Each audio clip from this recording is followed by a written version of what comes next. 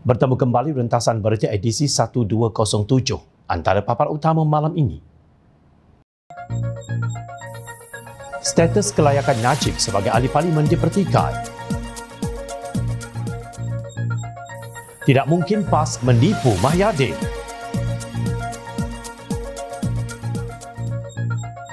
PAS kelihatan resis untuk tutup rasuah. Benarkah banduan VVIP tidak wujud?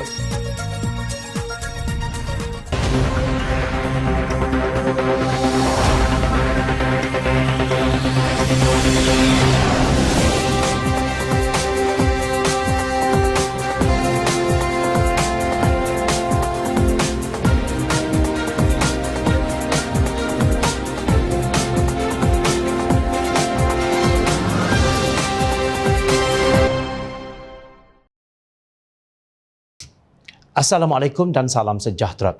Kenyataan yang di-Pertua Dewan Rakyat Tan Sri Azhar Harun bahawa Datuk Seri Najib Tun Razak masih lagi ahli parlimen bagi kawasannya Pekan dipertikai dan menimbulkan persoalan.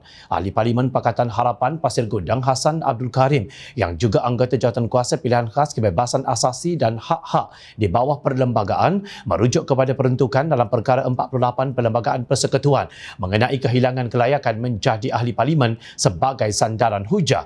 Perkara 48/1 menyatakan bahawa tertakluk kepada peruntukan perkara ini, seseorang hilang kelayakan untuk menjadi ahli mana-mana satu majlis parlimen jika berlaku seperti yang dinyatakan dalam perkara 48/1/E bahawa dia telah disabitkan atas suatu kesalahan oleh sesuatu mahkamah di Persekutuan atau sebelum Hari Malaysia di wilayah-wilayah yang termasuk di dalam negeri Sabah atau Sarawak atau di Singapura dan dihukum dengan pemenjaraan selama tempoh tidak kurang daripada 1 tahun atau denda tidak kurang daripada RM2,000 dan dia tidak mendapat pengampunan bebas.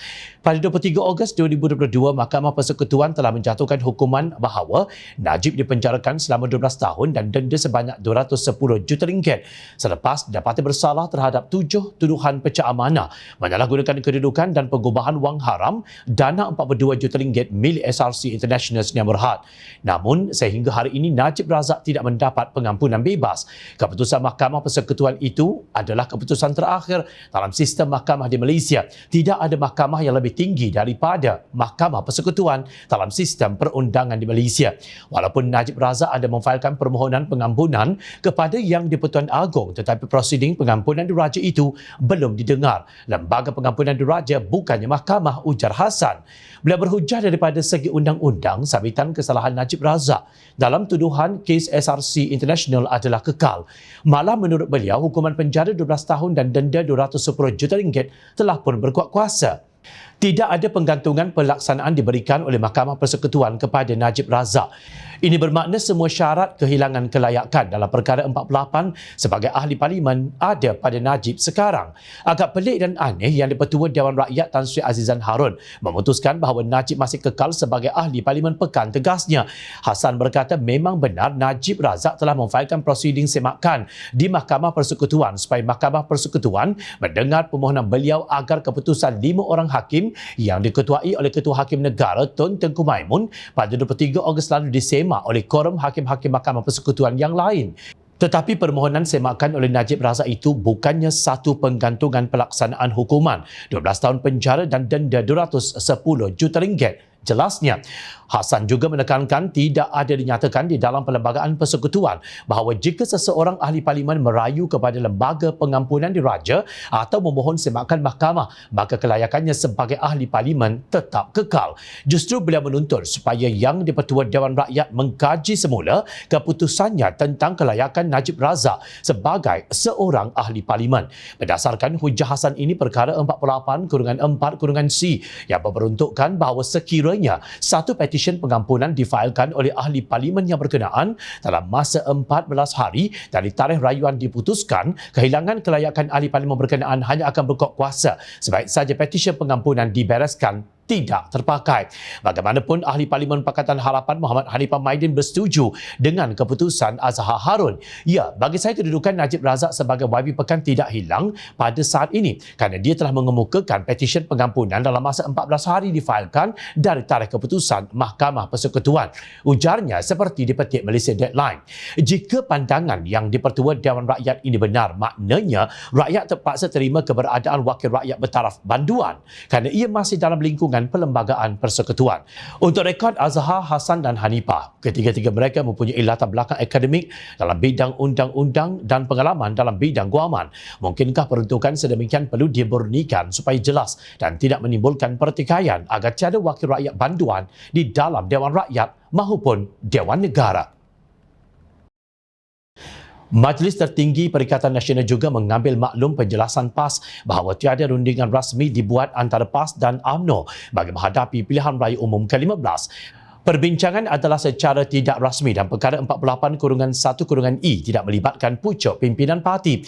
Demikian kata Pengerusi Perikatan Nasional Tan Sri Mahyadin Mat Yassin dalam satu kenyataan. Mahyadin berkata tiada apa-apa kemajuan dicapai daripada perbincangan tersebut setelah UMNO membuat pendirian untuk tidak bekerjasama dengan PAS dalam pilihan raya umum ke-15.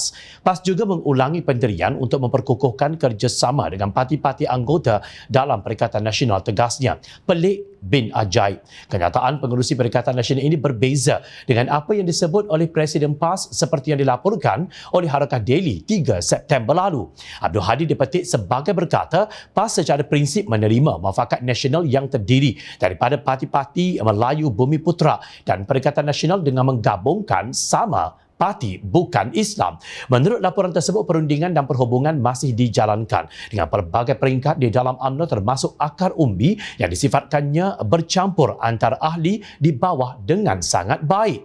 Dalam politik tak ada yang mustahil. Politik dinamik, boleh berlaku macam-macam perkara. Tak mustahil, ujarnya seperti dipetik. Malah beliau dikatakan tidak menolak PAS akan bersama UMNO juga pada pilihan raya umum ke-15. Dalam perkara yang berkaitan, Portal Malaysia Post pada 2 September melaporkan PAS tidak akan berputus asa dan bertekad untuk berunding dengan UMNO bagi menyelamatkan negara daripada Pakatan Harapan.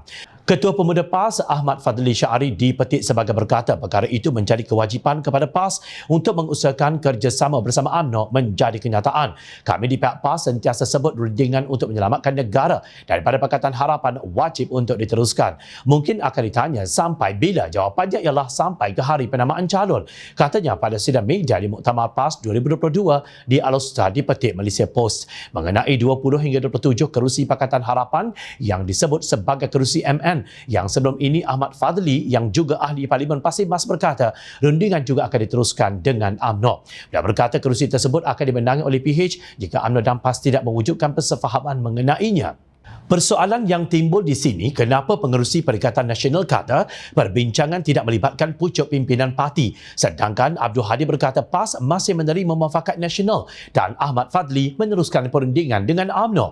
Adakah Ketua Pemuda PAS bukan pucuk pimpinan parti? Apapun, pimpinan bawahan tidak akan berani membuat perundingan dengan UMNO tanpa lampu hijau daripada Abdul Hadi. Takkan dengan Pengerusi Perikatan Nasional pun PAS hendak kelentong. Mungkinkah kenyataan pimpinan PAS bahawa muafakat nasional masih wujud adalah isyarat jelas parti itu tidak yakin dengan kepimpinan Presiden Bersatu Tan Sri Mahyadin Mat Yassin seperti yang disebut oleh Timbalan Presiden Amanah Datuk Seri Salahuddin Ayub. Mungkin juga Bersatu akhirnya akan ditinggalkan terkontang-kanting oleh PAS seperti jangkaan Salahuddin. Kalau mentornya Tun Dr. Mahathir Mohamad pun Mahyadin boleh khianat, siapalah PAS yang pernah digelar olehnya sebagai parti ajaran sesat itu? Pengkhianat kepada rakan seperjuangan pada satu masa akan menerima balasannya dengan dikhianati oleh subahatnya. Justru semua parti dalam gabungan Perikatan Nasional hakikatnya tidak boleh dipercaya. Ahli Parlimen Bukit Mertajam Steven Sim menyelar sikap pemimpin-pemimpin PAS seperti Presiden Parti Tan Sri Abdul Hadi Awang dan Ahli Jawatan Kuasa PAS Pusat Muhammad Zuhdi Marsuki yang mengaitkan isu rasuah dengan kaum dan agama. Presiden PAS memulakan retorik ini dengan mendakwa bahawa orang bukan Islam dan bukan Bumi Putera adalah punca kepada masalah rasuah di Malaysia. Dakwaan yang menyeleweng dan penuh dengan retorik kaum dan agama ini kemudian bukannya ditolak malah disambut oleh pimpinan PAS seperti Zuhdi yang memetik kajian yang meragukan yang mengatakan 88% pemberi rasuah adalah orang bukan Melayu, katanya dalam satu kenyataan. Steven berkata kenyataan mereka bukan sahaja pemikiran yang resis, malah tidak membantu sama sekali dalam usaha melawan rasuah kerana gejala rasuah tidak mengenal warna kulit tetapi hanya mengenal warna duit. Isu rasuah bukan soal kaum maupun agama tetapi soal sistem yang tidak adil dan tidak telus. Bila ada sistem sebegini, maka penguasa akan menyalahgunakan kuasa demi nafsu sendiri sekaligus mewujudkan budaya rasuah bidasnya. Beliau menyenaraikan 5 skandal rasuah yang melibatkan PAS. Pertama, PAS gagal menjelaskan dakwaan Claire Rewcastle Brown bahawa PAS menerima RM90 juta daripada UMNO. Sebaliknya, Presiden PAS membayar RM1.4 juta kepada Claire untuk menyelesaikan kes saman fitnah berhubung dakwaan sogokan RM90 juta tersebut di luar mahkamah. Kedua, PAS menyatakan mereka berpuas hati dengan penjelasan Ketua Pegawai Eksekutif One Malaysia Development Berhad 1MDB Arukanda mengenai skandal rasuah 1MDB yang merupakan skandal rasuah berskala antarabangsa. Ketiga, PAS telah mengadakan kerjasama politik dan bersekongkol dengan kleptokrat Datuk Seri Najib yang telah disabitkan bersalah pecah amanah dan telah dipenjarakan selama 12 tahun. Zuhdi sendiri saksi bahawa Najib bersalah walaupun setelah keputusan dibuat Mahkamah Persekutuan. Dan yang keempat, PAS bersekongkol dengan Mahyadin Mat Yassin yang telah dirakan perbualan scheme of things menawarkan rasuah kepada katak politik untuk menubuhkan kerajaan tebuk atap mengikut istilah Abdul Hadi Awang sendiri.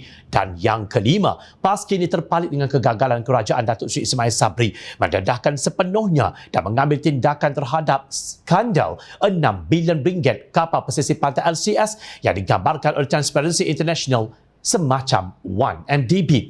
Jangan sesekali PAS ingat mereka dapat menyucikan diri daripada rasuah kerana sokongan dan toleransi mereka kepada pemimpin dan sekutu politik mereka yang rasuah telah menyebabkan rasuah semakin membarah di negara ini yang terbukti dengan penurunan kedudukan indeks persepsi rasuah ketika PAS menjadi kerajaan. Rasuah bukan sekadar melibatkan pemberi dan penerima, malah mereka yang membuka jalan dan membenarkan rasuah itu berlaku, tegas Steven. Apa yang dinyatakan oleh Steven itu benar.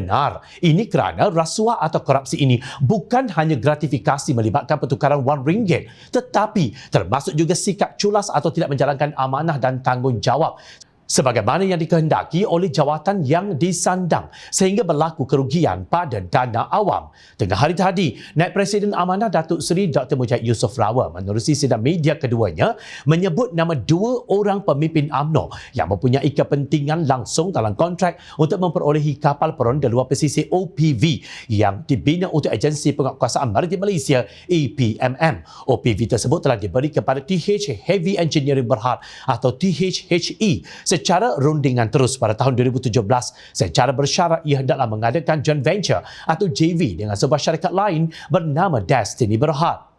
OPV1 akan dilancarkan untuk Harbour Acceptance Trials pada 13 September ini bukannya siap untuk beroperasi. Harbour Acceptance Trial itu atau ujian penerimaan pelaburan adalah untuk mengesahkan bahawa sistem yang disediakan kepada kapal telah dipasang dengan betul dan berfungsi sepenuhnya. 6 bulan kemudian akan diadakan pula Sea Acceptance Trials atau ujian penerimaan laut. Siapakah Menteri di Jabatan Perdana Menteri pada tahun 2017?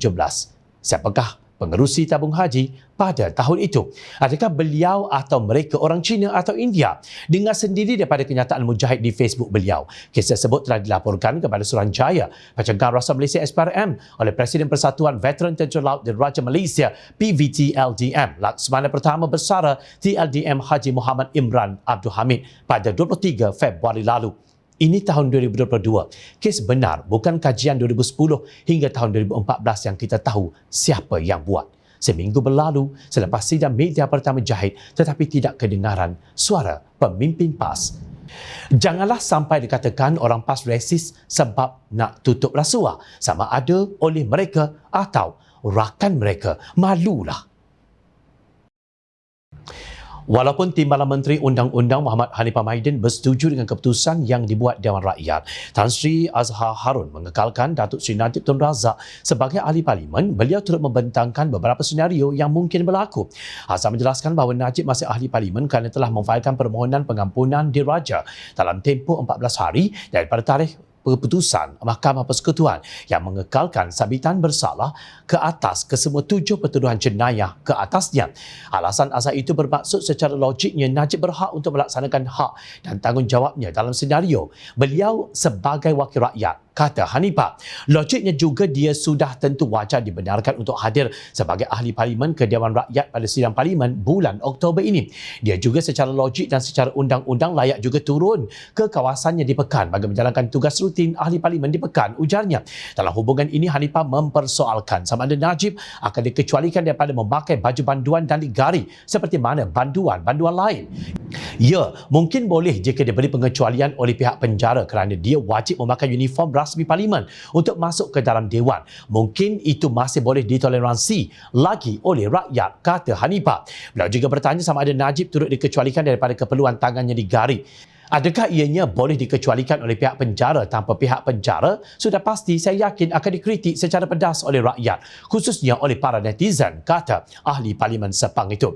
Can we imagine the massive influx of troll against him? Soalnya, maksud Hanifah di sini, rakyat akan memprotes dengan memuat naik pelbagai hantaran seperti poster, imej kartun, video pendek dan sebagainya. Selain mesej yang mungkin kurang enak bunyi susunan kosa katanya.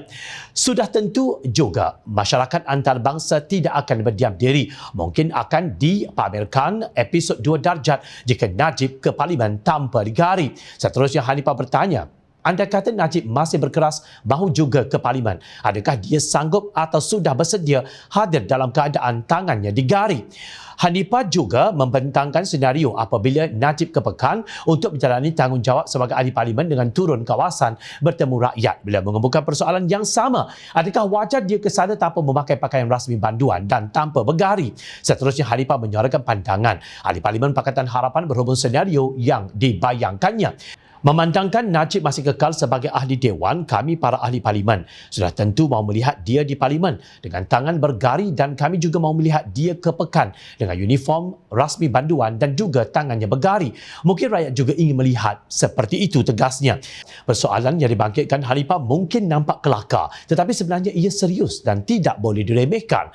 Beliau melihat realiti keputusan yang di-Pertua Dewan Rakyat itu tidak semestinya positif terhadap pihak yang kini bergelar banduan. Ya, dari sudut teorinya Najib masih kekal sebagai ahli parlimen, akan tetapi realitinya adakah itu semua makin memudahkan atau makin menyusahkan dia? Soal Hanifah. Jabatan Penjara dilaporkan telah menafikan bahawa Najib Razak menjadi melayani istimewa di penjara. Justru pihak penjara wajib cakap serupa bikin. Bagaimanapun melihat daripada sudut lain, jika Najib hadir ke mahkamah dengan memakai baju panduan dan bergari, ia bermaksud Najib benar-benar mengamalkan slogan ciptaannya, malu apa bosku. Apapun 42 juta ringgit yang diseleweng daripada SRC International Sdn Bhd itu adalah duit rakyat. Ia boleh digunakan untuk membina 420 rumah murah untuk rakyat berpendapatan rendah yang bernilai RM100,000 setiap satu. Ataupun ia boleh digunakan untuk membekalkan tablet yang berharga RM1,500 setiap satu kepada 28,000 pelajar miskin. Tidak mungkin rakyat akan memaafkan dosa Najib walaupun melupakannya. Ingat, rakyat sedang memerhati. Teruskan bersama kami di Jom Channel dan layar reporter jomchannel.net untuk mendapatkan berita politik tanah air. Saya Zawaz Yusof, terima kasih untuk perhatian. Assalamualaikum, salam sejahtera.